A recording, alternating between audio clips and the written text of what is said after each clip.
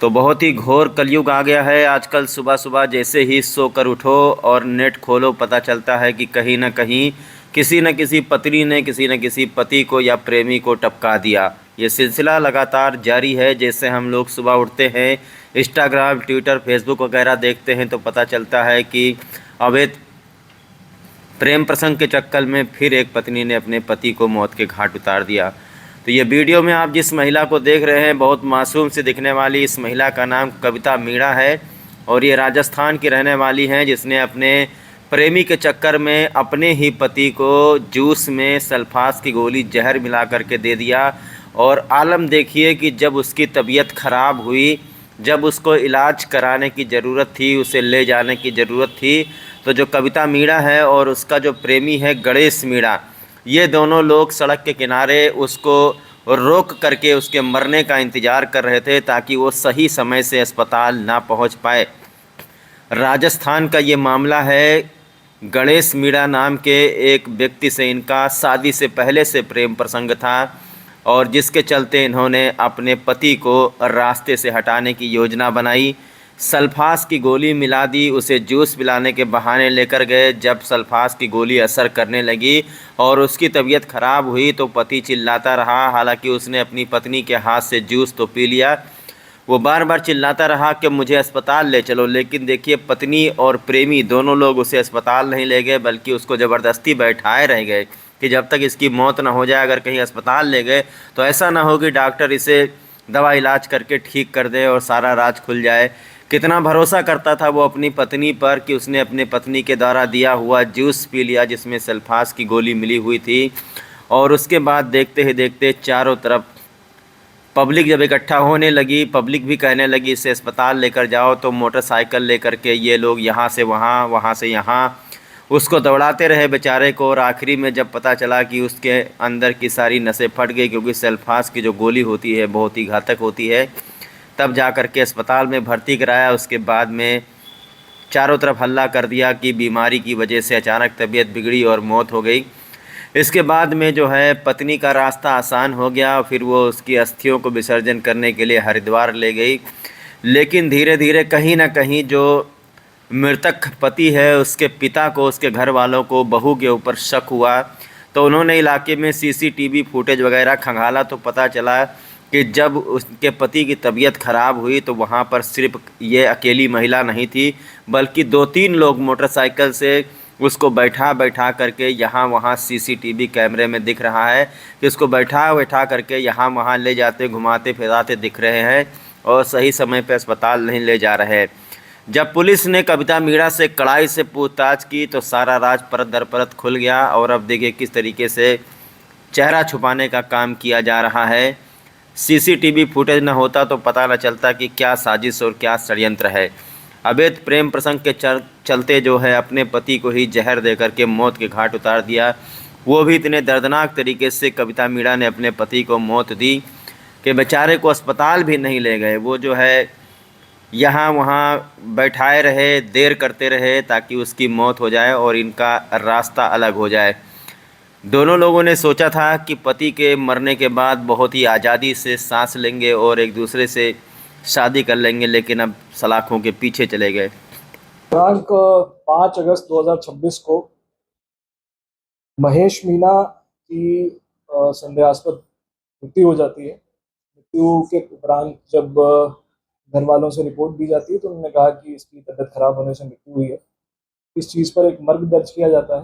मर्ग दर्ज करने के बाद जब मर्ग में मृत्यु के कारण की खोज की जा रही थी, उसी दौरान जिस तरह के हमारे पास वक्तव्य आए, वक्तव्यों में ये विरोधाभास पाए जाने पर पुलिस को हत्या की आशंका हुई। हत्या की आशंका होने पर उनके परिवार वालों से संपर्क किया गया। वो जो मृतक हैं उनकी क्या रूट रही उस दिन की, कहाँ गए थे वो, किससे किससे मिले थे, इस बारे में जानकारी प्राप्त की गई। इसी दौरान एक सीसीटीवी फुटेज थाने की टीम जो और जो परिवारजन है वो दोनों जाकर जो अपना 14 नंबर है वहाँ से एक वीडियो फुटेज प्राप्त करते हैं। वीडियो फुटेज में जो मृतक हैं उनके साथ उनकी पत्नी और एक दो लड़के और दिखते हैं।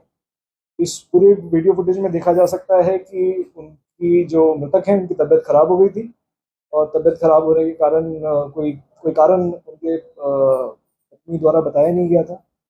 फिर इसकी पूरी जानकारी की गई तो ये सामने आया कि जो मृतक है उनकी पत्नी कविता मीणा उनको उनकी कोई इलाज चल रही थी, उसके इलाज के संबंध में खुद को दवाई दिलवाने के लिए अपने पति को बोराज लेकर गई थी मोटरसाइकिल पे। और उसके बाद बोराज जाने के उपरांत वहाँ से वो उनको एक मंदिर के पास ले जाती हैं। मंदिर के पास ले जाने के बाद वहाँ पर पूर्व से जो इनकी साजिश थी उसके अनुसार उनको एक जूस पिलाती हैं, और जूस में जो सेल्फोस की टैबलेट्स आती हैं वो उनको पिला देती हैं। पति को कोई भी अपने पत्नी पर शक नहीं था और वो जूस पी लेते हैं। जूस पीने के बाद उनकी तबीयत खराब हो जाती है। तबीयत खराब होने के बाद वो जो इनकी पूर्व की साजिश थी उसके अनुसार वो अपने जो उनके एक प्रेमी जो इस पूरे अनुसंधान में सामने आए हैं, गणेश मीना, उनको बुला लेती हैं। उसके बाद इनको हॉस्पिटल ना ले जाकर वो 2-3 घंटे तक इधर उधर घुमाते हैं। और उसके बाद जब तबीयत बहुत ही खराब हो जाती है, जब इन्हें लगता है कि बचने की स्थिति नहीं है, तो शक दूर करने के लिए और अपने पे शक नहीं पाने के लिए ये इसको यहाँ आके 14 नंबर के पास छोड़ देते हैं। और फिर ये इनके भाई को कॉल करती हैं, और भाई को कॉल करने के बाद जो इनको ऐसा बताते हैं कि तबीयत खराब होगी, इनको हॉस्पिटल लेके चलो। इस पूरी वारदात की जब मोटिव या जो इनका क्या कारण है इस वारदात को करने के बारे में पूछताछ की गई और इनके टेक्निकल डिटेल्स को निकाला गया, तो ये सामने आया कि ये जो इनकी पत्नी है कविता मीना, उनका किसी गणेश मीना जो इनके मोहल्ले में ही रहता था उसके साथ पूर्व से 5-6-7 सालों से संबंध में थी। इनके साथ शादी करना चाहती थी, और घर वालों के दबाव में आके इनकी शादी ये जो मृतक हैं अपने महेश मीना उनके साथ कर दी जाती है। ये शादी से खुश नहीं होकर अपने पति के अलावा जो इनके प्रेमी हैं उनसे बातचीत लगातार करते रहती हैं। और उसी दौरान इनकी प्लानिंग ये होती है कि जो मृतका है उनके पीहर में किसी ने 1-1.5 महीने पहले कोई सेल्फोस खा लिया था, तो उससे इनको एक आइडिया लगता है कि इस तरह की चीज़ कर सकते हैं। तो इनका जो प्रेमी है वो ये कहता है कि इसको सेल्फोस की दवाई दे दे, इससे ये जहर खा लेगा, उसके बाद फिर इसकी मृत्यु हो जाएगी, फिर मैं तुझे साथ में रख लूँगा। ऐसी ऐसी चीज़ इनकी प्लानिंग थी। इस पूरे वारदात को खोलने में जो अपने BKI SHO हैं उन्होंने काफ़ी तत्परता दिखाई, क्योंकि जब ये दर्ज हुआ था तब ये मर्ग की स्थिति में था, परंतु जब उन्होंने मर्ग की जांच करी तो उसमें कुछ ऐसे तथ्य आए जिससे पुलिस को शक हुआ।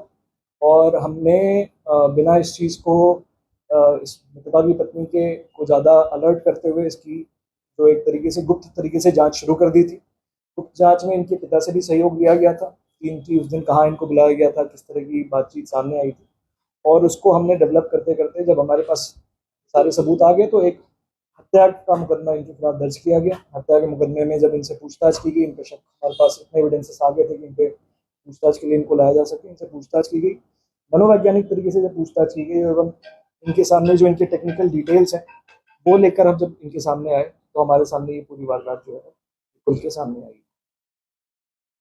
पूरी वारदात को खोलने में जिनकी विशेष योगदान रहा है, एक तो SHO BKI Ravindra Singh Naruka, Karan Singh head constable 1041, Kamal Singh constable 10222, इनकी विशेष भूमिका रही है। और आगे हमारा प्रयास यही है कि इनसे जो इस चीज़ में बरामदगी करनी है वो की जाए और एक चार्जशीट जो है इनके खिलाफ प्रेजेंट करे कोर्ट। अभी तक दो गिरफ्तारियां हुई हैं, एक कविता मीना जो मृतक की पत्नी है और गणेश मीना जो इनका प्रेमी।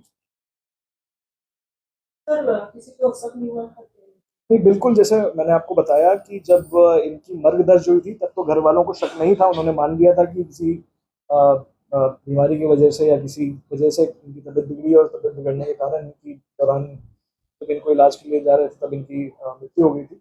तब तो शक नहीं था, परंतु उसके बाद जब चीज़ें इनकी विरोधाभास होने लगी, इनकी बातें जो थी वो इनकन्सिस्टेंट पाई गई, अब इसको गहनता से जांच की गई और गहनता से जांच करने पर ये सामने आया कि इनकी हत्या की गई।